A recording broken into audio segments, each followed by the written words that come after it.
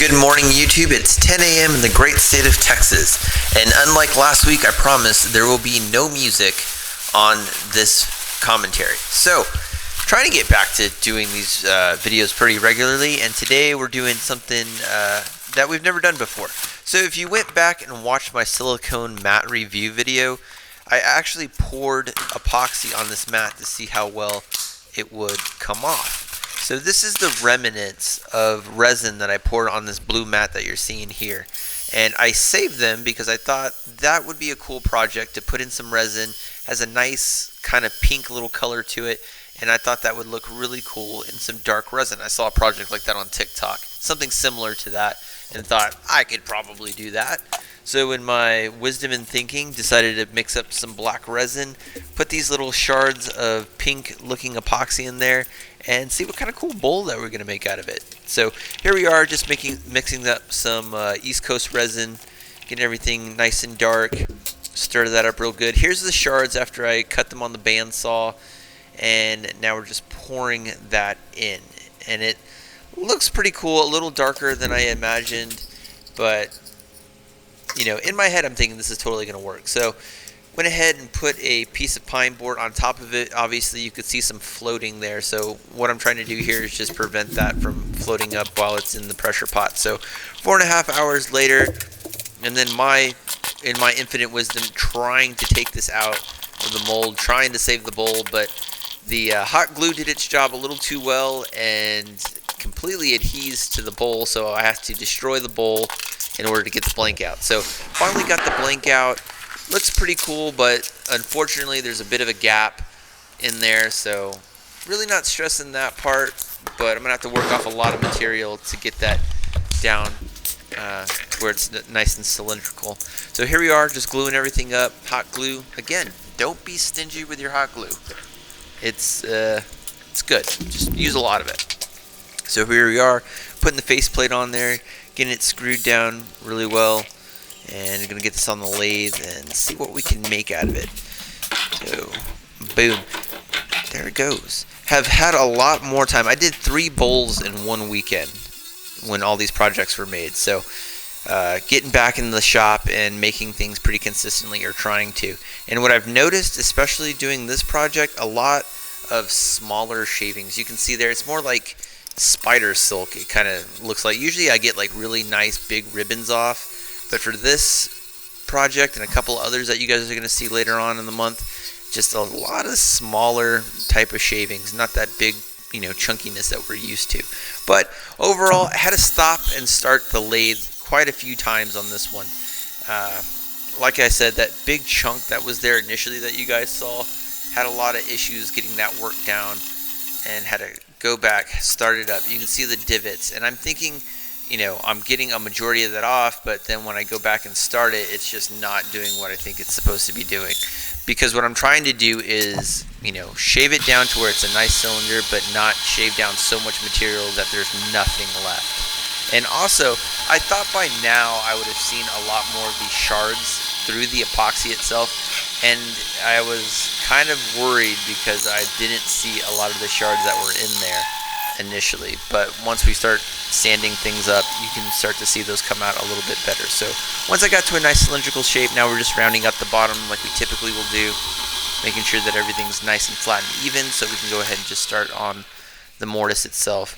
And here we are, just making sure, and you can see a little bit of the actual shards in there from that angle. So cutting down the mortise a little bit. I think the mortise part went really well. I think I only had a little bit of issue getting that cut down, but you can see the ribbons there getting to a nice depth, and it's starting to warm up here in West Texas, so the epoxy melting a little bit is starting to become an issue. I did this back in the last week of May. You guys are watching this the first week of June, I believe, first or second week of June, but it's starting to get a little warm.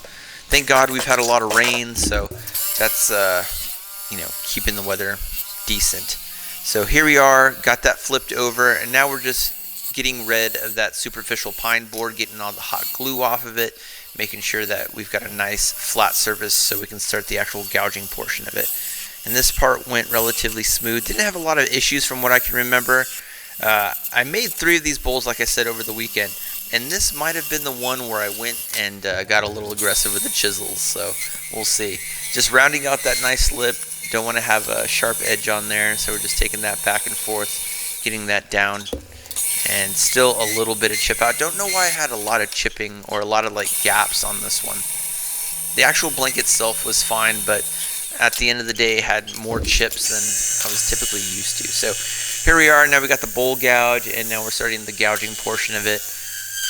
Now we're starting to get some bigger ribbons, as you can see here. That spider silk looking one didn't have a lot of issues. So you can see the jump cut there. I actually had forgotten to put my face shield on midway through that, and I was like concerned because the second you don't wear your safety glasses or face shield, you're going to get hit in the face with something that you will regret. So here we are. Now we're getting to a nice good depth, getting a lot of material work down, coming back and forth with the different chisels, not having a lot of issue here.